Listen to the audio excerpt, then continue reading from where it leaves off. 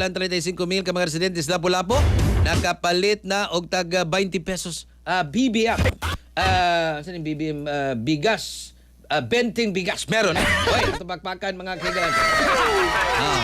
Sulod ni sa 5 kabuan nga pagpamaliga sa syudad. Ang sa paminahon mga kikilan si Katropang Cristel Joy Feller. Live report. Katropang Cristel, good morning.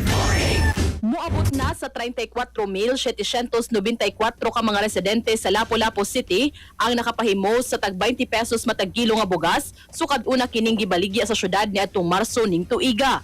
Mokabat sa 8,305 ka sako nga NFA rice ang nabaligya pinaagi sa pagpakig-alayon sa LGU Lapu-Lapu ngadto sa Food Terminal Incorporated kun FTI ug Department of Agriculture. Sa maong datos, 5,305 ka sako niini ang gibaligya sa FTI sulod sa 80 ka adlaw ug nakapalit niini ang 19,736 ka mga uponganon. Samtang ang syudad mao'y nagbaligya sa 3,000 ka sako nga bugas ngadto sa matag barangay sulod lang sa 29 ka adlaw ug 15,031 ka mga uponganon ang nakapahimos niini. Tagan og prioridad nga makapalit og tag 10 ka kilo nga bugas kadtong mga nalakip sa vulnerable sector sama sa solo parents, senior citizens, 4-piece beneficiaries, fisher folk ug mga indigent.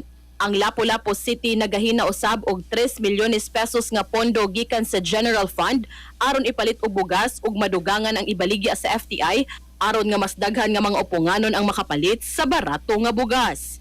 Para sa atong mga katropa nga gustong palig-unon ang immune system, malikayan ang ubo, hilan at labad sa ulo ug di makahilab sa tiyan, ang Santhrone Vitamin C sa Alkaline Vitamin C maoy haom alang kanato mga katropa.